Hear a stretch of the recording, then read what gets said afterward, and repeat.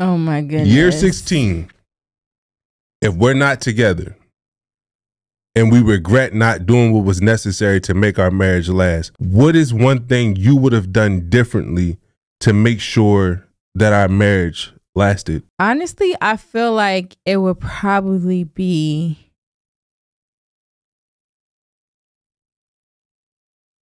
This is the dramatic pregnant pause, y'all. The pregnant pause? I'm not pregnant. No, that's what it's called. It's called a pregnant pause. Oh. She said, I'm not. Oh, God, you got some news for me tomorrow. Oh, my goodness. No, I honestly think it probably would be, for me, maybe my patience. Let's talk about it. So I feel like when it comes to things like with our relationship, like we talked about a lot of challenges that we faced in our relationship throughout the years. And I feel like even on us talking our previous podcast, like there's still things that surface from things that we went through from previous years, right? And I feel like if it's not me working on my patience to understand like, oh, this is something that has to get worked through. It was something that we have dealt with for quite some time that we got into this position, then we're going to have to rework that. Like we just talked about on a previous podcast, a healing process for somebody looks different for everybody, right? So if I take 3 years to heal from something that you did to me, is like, okay, well, either you're going to stick around and accept that or you're not, because how you heal is not how I heal, right? And so I feel like it goes the same thing with patience. Is just like me understanding that there's things, a situation or things that you get yourself into, and it takes time and patience to get out of that, right? Things don't just happen overnight. And so I feel like the biggest thing would be me having the patience to say, you know what, I can see that this is a challenge and it's going to take quite some time to overcome. So even though it may affect me in the moment or it may frustrate me in the moment, it's something that you have to constantly work through and rework through. Because even when you do work through it, something may arise that you have to go back, you know? Yeah. But what is one of the biggest things that you want to practice patience with? Because like you said, there's challenges that we've been through, and we've spoken openly about this before, where it's like, okay, you suppressed a lot of things that you were going through or what you were feeling. So it's natural that you get to a place where it's like, yes, there has been change, but I need some rapid change because I've been suppressing my emotions for so long that I want quick change. So what is one of the things that you are trying to practice patience with me about, so that I can help in that process? Or if there's things that I can do to speed up that process, if I'm not making it a priority enough to exhibit the change that you're searching for or you're seeking? I think the biggest thing for me to work on is accepting or just being more patient with you and your viewpoint on things, and where you come from, where your thought process is coming from. I think because, and I'm not going to touch too much into it, but just like the blended family dynamic, right? I feel like we talked about like parenting styles and how things affect you may affect me differently and all of that. And I think that's the biggest challenge, where it's like I have to practice patience, and even if you want to throw in grace, because it's just like we are coming from two completely different, it seems like, parts of the world, right? Yeah. Two completely different spectrums, completely different ideas, situations. And so it's like you want to make something work, but you want someone to understand so much your perspective, and that person is wanting you to understand their perspective so much. And it's like when you're so passionate about how you feel and how things are affecting you, it's hard for you to really sit in someone else's perspective and thoughts and be like, okay, I can rationalize with that. So I think just practicing patience with that and understanding and trying to, provide grace, even when I feel like it may be hurting me in a sense, by doing that and making me uncomfortable because it's getting me outside of what I want to do, is something that I can and will continue to work on. It's interesting when you just said that. I personally don't think that you're giving yourself enough credit, because you said that sometimes it can be hard to take on somebody else's perspective when you've been hurt for so long. But I think that you've done a great job of taking on somebody else's perspective, because that's what's ended us in this. That's what has gotten us to this place now in our marriage. So the prior years where, you know, not like you said, not to go in depth, we were going through a custody battle, and there were certain things that, you know, you refrain from doing or saying because you put yourself in my shoes, or you understood my perspective on the situation, and you did what was necessary for us to be able to come out of it, which ended up hurting you, and making you feel like you wasn't supported, and nobody was really there for you. So I don't think that it's I don't think that you struggle with taking on other people's perspective. I think that you want some rapid change to occur because of the sacrifices that you have made in the past. And the reason why I'm able to empathize with that is, like, even when I look back at, you know, my career as far as football, and me putting football on the sideline to be there for Leah, like, I made a lot of sacrifices during that time.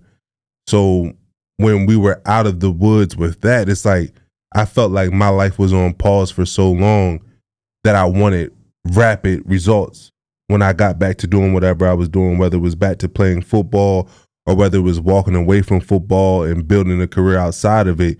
It's like, yeah, I made these sacrifices for so many years that now when I'm getting back to it and I see everybody done surpass me in different aspects of their life, I wanted to try to speed up the process to getting stuff done. So in that way, I'm able to empathize with you, with the feeling like you don't have the ability to be patient because you had been patient for so many years that now it's like, I want results. Yeah.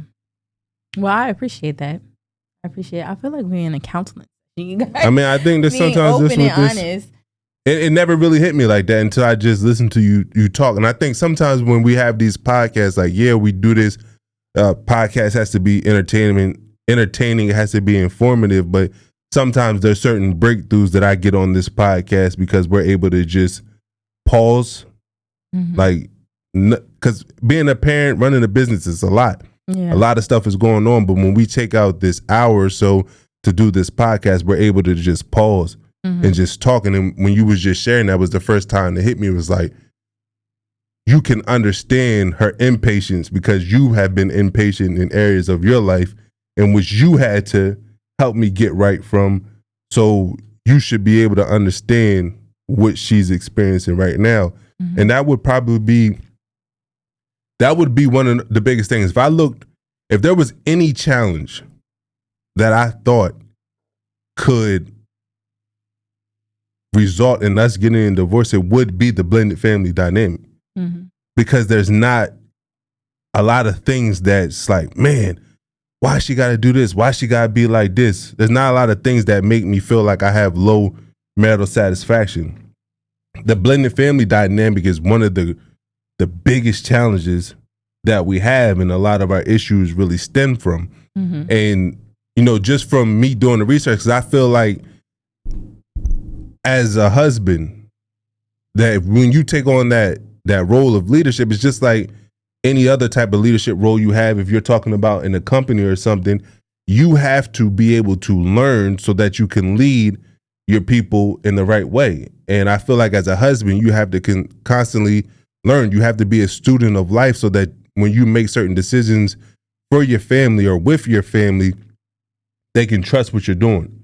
So with blended family or step families being one of our greatest challenges, the more research I'm doing on it, the more urgency I need to have to make sure that I put us in a position to overcome that challenge. Because when you look at the data when it comes to step families or blended families, these families have a 50% chance of divorce, or a greater chance of divorce than families that are not blended. That's a serious problem because divorce rates are already high. And if you're adding a 50% chance increase when you having a blended family, it's like, okay, you can't play around with this thing. Like, these are real challenges. These are real dynamics that people are struggling to deal with. So it's like we're not the only one, but now that I have the information, I'm able to handle this with more care and understanding and wisdom, which I didn't do initially because, number one, I didn't come from a blended family. I know you used to talk about how you came from a blended family and the challenges that you face and how you made so much effort in the beginning to make sure that we didn't face those same challenges because you know how that can hurt the parent-child relationship or the step-parent-child relationship. Mm-hmm. But without me having an understanding of that, I don't feel like I put in the same effort that you did.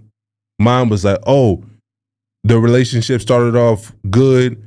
You and Leah was close. She was asking to call you mom. Like, it was just great. I didn't have anything to worry about. We going to get married and it's just going to be, we one big happy family. Mm-hmm.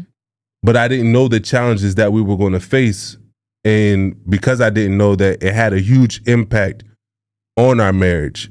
And we're working through that.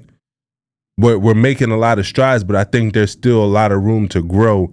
And that's something that I wish I would have did earlier. I wish I would have, year 16, if I look back, I wish I would have understood what you were going through earlier on so that I'm not trying to fix the situation, but I'm actually implementing certain interventions to protect it from getting to the place that it's at now or where it was before.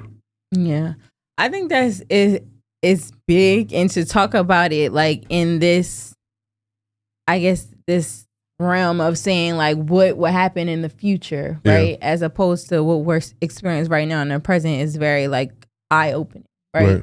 Because you're putting yourself outside of your current situation to say, okay, this could be a reality, but I don't want it to be a reality. Yeah. So it's kind of like, I don't know, it's a little gut-wrenching a little bit because it's just like to think of it like that. And we've had conversations before, plenty of conversations about, you know, wanting to shift the dynamic and change things within our household to create a better family dynamic for us. And I think just having these open discussions like we are right now is really bringing some type of realization to both of us from different perspectives.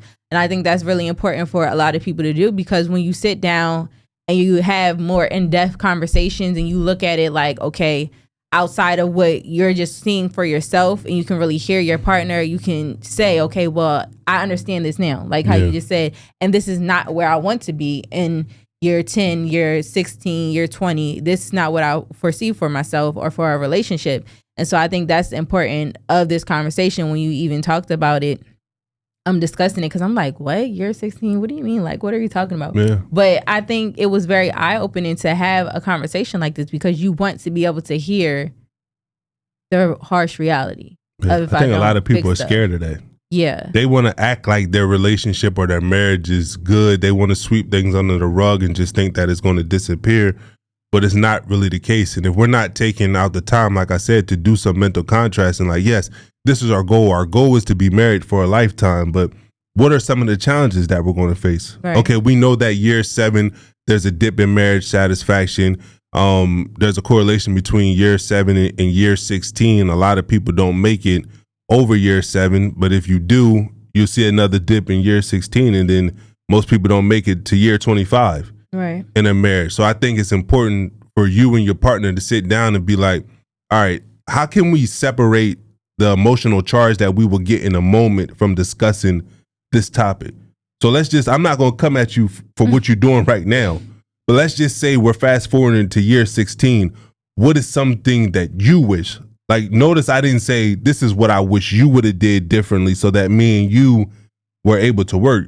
Mm-hmm. We're taking ownership of what we could do differently. Right. And it's different when you're doing that self-reflection, like, okay, if I'm fast forwarding all these years, if I look back to where we are right now, what is something that I could have done differently to make my marriage or my relationship stronger and healthier?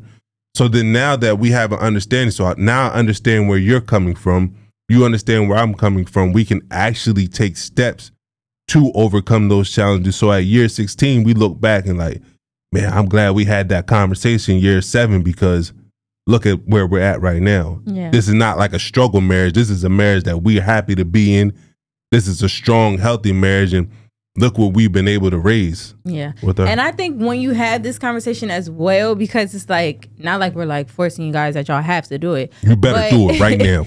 But I think it's really important, like what you just said, that you're giving that person a space for them to answer for how they feel about it and their thoughts and their perspectives on it. Because a lot of times when you do ask the question of what do you think that you could have done differently, and that person responds, you may have something in your mind where you thinking, oh, you should address this or you should have said this. But I think that's not the space that you want to create when having these types of conversations. It should be for that person to be open to express how they feel about it. And if it is something else, they'll recognize it, right? So if there is other contributing factors where you feel like, oh, well, they didn't touch on this, they probably should have said that. If it's areas that you want to, touch on and improve on. I think just asking that question to begin with, to start the conversation, would get the ball rolling for them to be like, you know what, that's a different conversation than what we usually have. Yeah. And let me think about, you know what, this too, I could probably change this too. And maybe it's not something that they talk about to you or present to you, but maybe they just start that change in that particular area, and you start to see it just stemming from that conversation. So I think just having the conversation to begin with could change a lot in your relationship. Yeah. Let's get another one in. Okay. I'll start. Let's go. If there's something I wish I would have done differently, if we fast forward to year 16 and we're not together, it would be to do more exciting things just as a couple, as a pair. Because, man, I don't know how a lot of y'all got 5, 6, 7 kids, but bruh, having kids is hard. Yeah. Having 3 kids is hard. Of all different ages, a teenager now, a 3-year-old about to be 4, a 4-month-old, it's crazy. Mm-hmm. And a lot of times when you add kids to the equation, the focus goes from relationship centered to child centered now, where it's like all of our attention is going to the children. Right. And I feel like that's probably an area in which we really struggle with. Like, yeah, I enjoy spending time with all of my family at once. Like it's dope to create a family. But I do miss me and you being able to just drop everything, get on a plane, and go out the country. Right. And stay out the country as long as we want to, because we don't have kids Lord to worry about.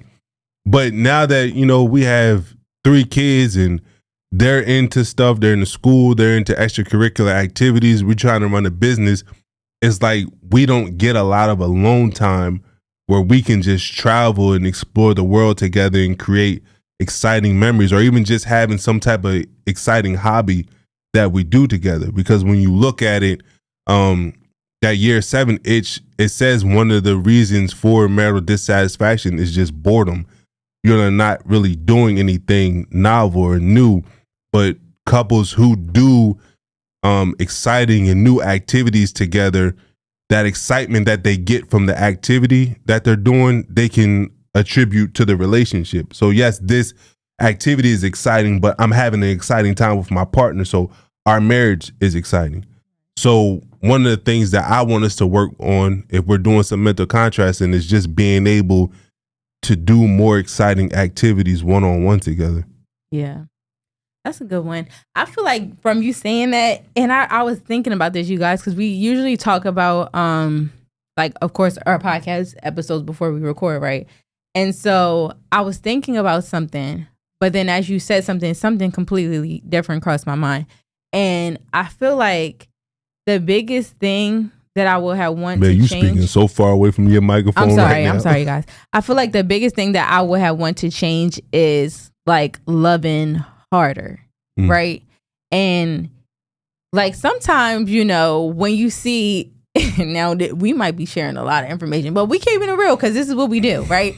So sometimes, when you have your baby or your newborn, like you're very like affectionate and kissing on them and doing all this extra stuff, right? I notice. Yes. Mm-hmm. And sometimes that would say stuff and he'll say it jokingly, but then it's like, I'm always in my head. So I'm thinking like maybe he is some type of, honesty to him saying this, even though he's saying this, right?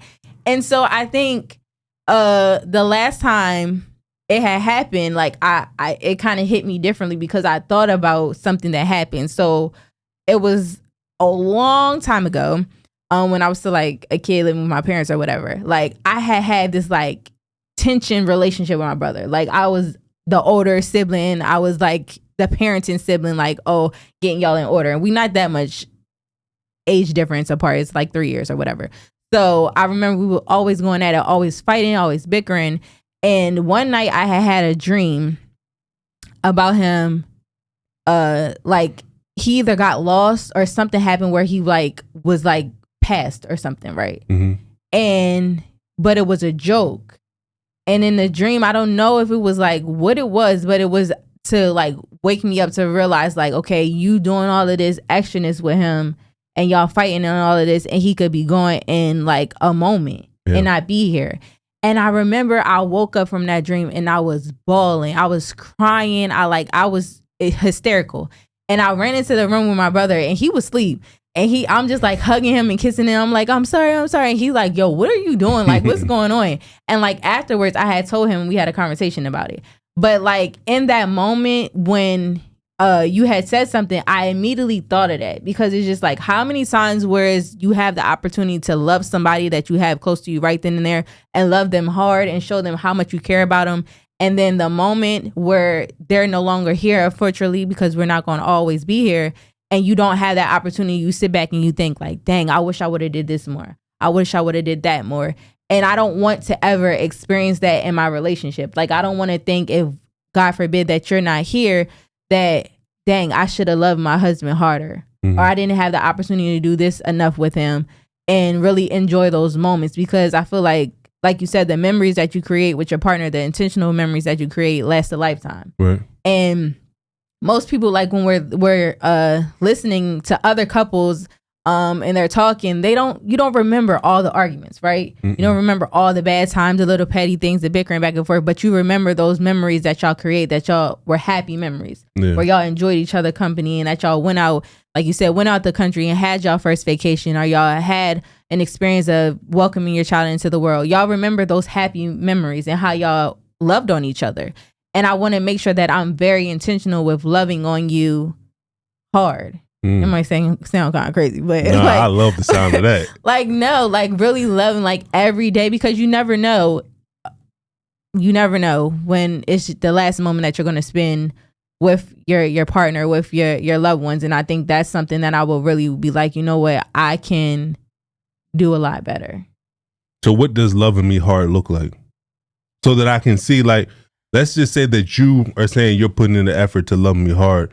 I want to be able to recognize that, because your love language is words of affirmation. So when I see that you're doing things to try to love me hard, I think one of the things that I can do is to encourage that by noticing it and letting you know that I see the effort that you're putting in. So when you say that you want to love me harder, what does that look like? I just feel like we talk about having our habit of connections, but being more intentional with that. We talk about having like interactions with each other, or check-ins with each other, where it's just like, how are you doing?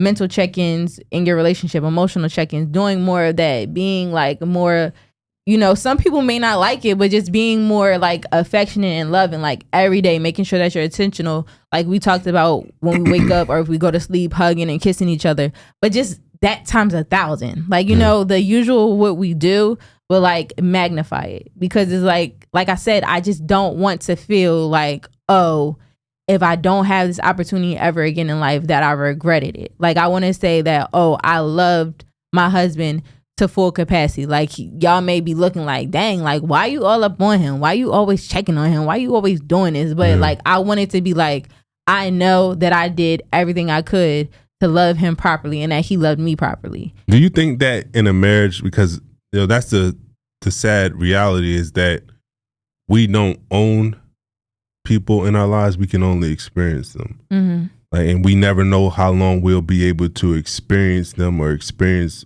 certain moments with them.